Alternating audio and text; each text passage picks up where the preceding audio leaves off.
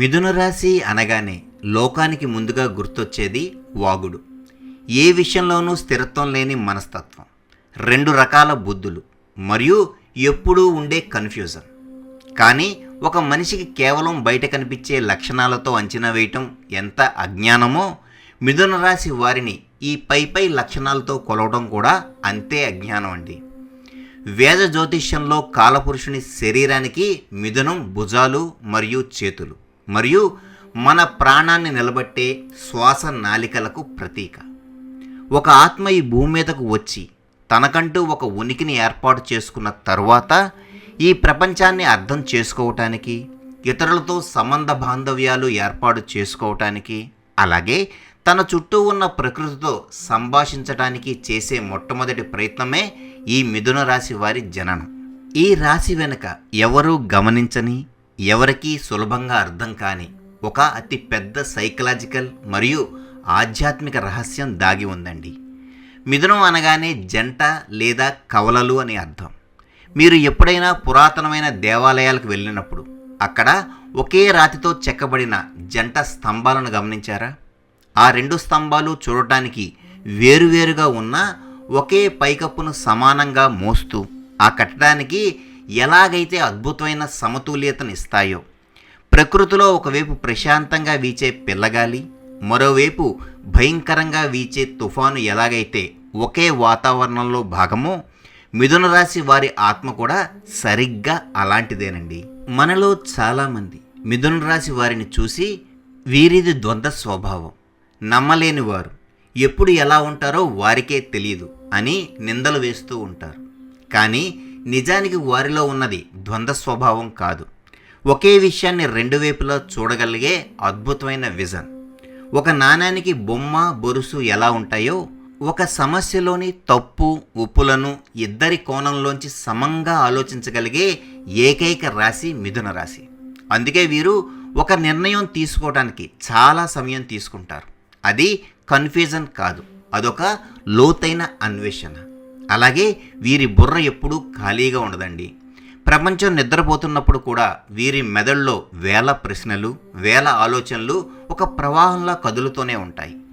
బయటికి ఎంతో ఉల్లాసంగా, అందరితో నవ్వుతూ జోకులు వేస్తూ, నలుగురిలో సెంటర్ ఆఫ్ అట్రాక్షన్గా కనిపించే మిథున రాశి వారు ఒంటరిగా ఉన్నప్పుడు మాత్రం ఎవరూ ఊహించని ఒక భయంకరమైన నిశ్శబ్ద ప్రపంచంలోకి వెళ్ళిపోతారు. చుట్టూ వందల మంది ఉన్నా సరే ఎక్కడో లోపల ఒక పూడ్చలేని ఒంటరితనాన్ని, వెలితిని అనుభవిస్తూ వీరు ఎల్లప్పుడూ నిశ్శబ్దంగా ఉంటారు. మిథున రాశి జాతకులకు అధిపతి బుధ భగవానుడు. బుధుడు అనగానే తెలివితేటలు, వ్యాపారం, వాక్ చాతుర్యం, అలాగే నవగ్రహాలలో బుధుణ్ణి యువరాజు అని కూడా అంటారు. అంటే ఎప్పుడూ యవ్వనంగా, ఉత్సాహంగా కొత్త విషయాలు నేర్చుకోవాలనే తపన ఉండే గ్రహం. దేవతలకు సందేశాలు మోసుకు వెళ్ళే మెసెంజర్ ఈ బుధుడు. అందుకే మిథున రాశి వారికి కమ్యూనికేషన్ స్కిల్స్ దేవుడిచ్చిన వరం. వాక్కు అంటే మాట వీరికి అతిపెద్ద ఆయుధం.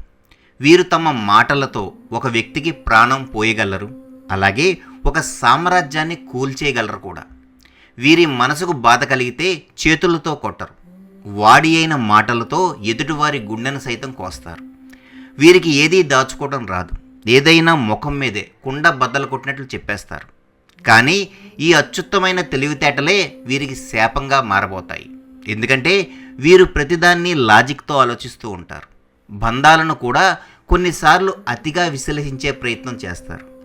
ఎదుటివారి మాటల్లోని మర్మాన్ని, వారి మనసులో ఏముందో ఇట్టే పసిగట్టేస్తారు.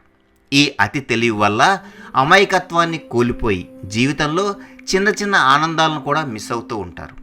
ఎదుటివారు నటిస్తున్నారు అని తెలిసినా ఏమీ తెలియనట్టు సైలెంట్గా చూస్తూ ఉండిపోవటం వీరికి ఉన్న అతిపెద్ద శిక్ష. ఈ మిథున రాశి కేవలం ఒకే రకమైన ఎనర్జీ కాదండి. ఇందులో మృగశిర, ఆరుద్ర, పునర్వసు అనే 3 అత్యంత శక్తివంతమైన నక్షత్రాల కలయిక ఉంది.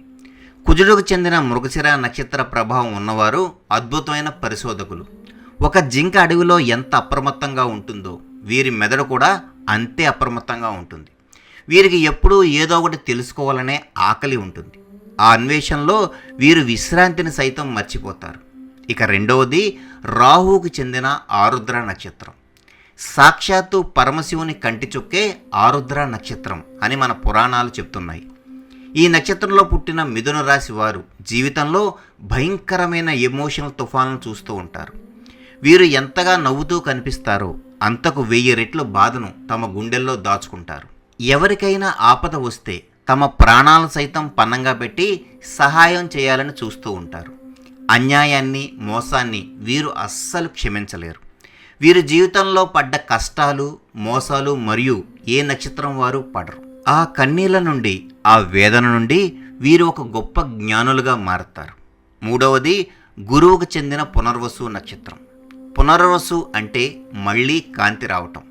తల్లి అదితి దీనికి దేవత. ఈ నక్షత్ర పాదాల్లో పుట్టినవారు ఒక తల్లిలా అందరినీ హక్కున చేర్చుకుంటారు. చీకటిలో ఉన్నవారికి దారి చూపే గురువులుగా, మార్గదర్శకులుగా వీరు మారతారు. ఇక మిథున రాశి వారి జీవితంలో అత్యంత ప్రధానమైన మరియు ప్రతి మిథున రాశి జాతకుడు ఒంటరిగా ఉన్నప్పుడు ఆకాశం వైపు చూసి అడిగే ఒకే ఒక్క ప్రశ్న ఏమిటో చెప్పమంటారా? నాకే ఎందుకిన్ని కష్టాలు? నేను ఎవరికీ ద్రోహం చేయలేదే. అందరూ బాగుండాలని కోరుకుంటానే, అందరినీ నవ్విస్తూ ఉంటానే. మరి నాకెందుకు ఈ కన్నీళ్ళు? నాకెందుకు ఈ అగ్ని పరీక్షలు? దీనికి కారణం మీ చుట్టూ ఉన్న గ్రహాల్లో లేదండి. మీ ఆత్మ పుట్టుక ముందే చేసుకున్న కర్మ ఒప్పందంలో ఉంది.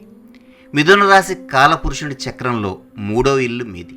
3వ ఇల్లు అంటే పరాక్రమం, పోరాటం మరియు అనుభవాలు. మీ ఆత్మ భూమి మీదకు వచ్చేటప్పుడు విశ్వంతో ఒక ఒప్పందం చేసుకుంది. నేను కేవలం సుఖాలు అనుభవించడానికి రావటం లేదు. ఈ సృష్టిలో ఉన్న ప్రతి కోణాన్ని చూడాలి. అత్యున్నతమైన ఆనందాన్ని, అదే సమయంలో అత్యంత లోతైన దుఃఖాన్ని, రెండింటినీ నేను సమంగా అనుభవించి తీరాలి. ఒకే జన్మలో 100 జన్మల పాఠాలు నేర్చుకోవాలి అని. అందుకే విశ్వం మిమ్మల్ని ఒక సామాన్యమైన విద్యార్థిలా చూడదు. మీరు బుధుడుకు సంబంధించిన వారు కాబట్టి మీకు గ్రహించే శక్తి అంటే గ్రాస్పింగ్ పవర్ చాలా ఎక్కువ. అందుకే మీకు ఇచ్చే సిలబస్, మీకు పెట్టే పరీక్షలు కూడా చాలా కఠినంగా ఉంటాయి. ఇక మిథున రాశి వారికి కష్టాలు రావడానికి ప్రధాన కారణం వారిలో ఉన్న 2 ఆత్మల ఘర్షణ. వీరిలోని ఒక ఆత్మ ఎప్పుడూ ప్రాక్టికల్గా, లాజికల్గా ఆలోచిస్తూ ఉంటుంది. ఈ మనిషి నన్ను వాడుకుంటున్నాడు, వీడికి దూరంగా ఉండు అని మెదడు చెప్తూ ఉంటుంది. కానీ వీరిలోని 2వ ఆత్మ పసిపిల్లాల్లాంటి మనస్సు. ఏమో, ఒకవేళ వాడు మారతాడేమో, వాళ్లకు నా అవసరం ఉందేమో, ఒక అవకాశం ఇచ్చి చూద్దాం అని మళ్ళీ అదే మోసపోయిన చోటుకు వెళ్ళి నిలబడుతుంది. ఈ మెదడుకు, మనస్సుకు మధ్య జరిగే యుద్ధమే మిథున రాశి వారి సగం కష్టాలకు కారణం. మీరు గనక ఒక్కసారి గమనిస్తే మీకంటూ ఏమీ దాచుకోరు. మీ టైం, మీ ఎనర్జీ, మీ సలహాలు అన్నీ ఎదుటివారికి ఉచితంగా ఇచ్చేస్తూ ఉంటారు. ఎవరైనా కష్టాల్లో ఉన్నారని తెలిస్తే చాలు, ముందు వెనక ఆలోచించకుండా వాళ్ళ సమస్యను సైతం నెత్తిన వేసుకుంటారు. కానీ మీరు గనక ఆపదలో ఉన్నప్పుడు తిరిగి వెనక్కు చూస్తే ఒక్క మనిషి కూడా మీకు కనిపించడు. మీరు ప్రాణంగా నమ్మిన వారే మిమ్మల్ని నిలువునా మోసం చేస్తారు. ఆ సమయంలో మీరు పడే మానసిక క్షోభ వర్ణనాతీతమండి. డబ్బు పోయినా పర్వాలేదు, కానీ నా నమ్మకాన్ని ఎందుకు చంపేశారు అని లోపల రక్త కన్నీరై ఏడుస్తూ ఉంటారు. కానీ ఈ కష్టాలు, ఈ మోసాలు అన్నీ మీకు దేవుడు విధిస్తున్న శిక్షలు కావండి. ఇవి మీకు విశ్వం ఇస్తున్న మాస్టర్ డిగ్రీ సర్టిఫికెట్స్. మిథున రాశి వారు సహజంగానే అందరితో ఇట్టే కలిసిపోతారు. బంధాలను త్వరగా పెనవేసుకుంటారు.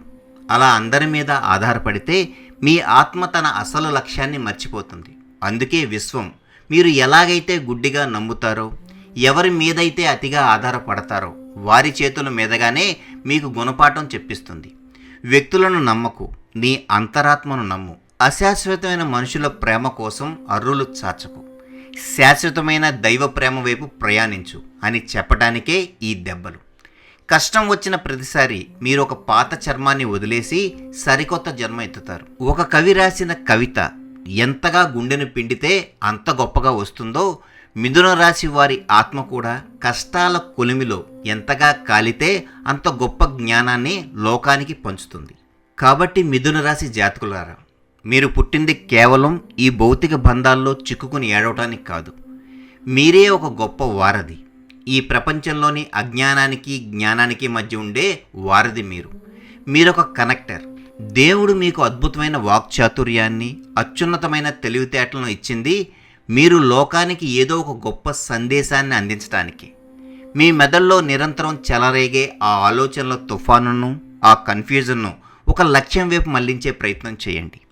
మీరు పడ్డ కష్టాలను, అవమానాలను, మోసాలను మీ ఎదుగుదలకు ఇంధనంగా మార్చుకోండి.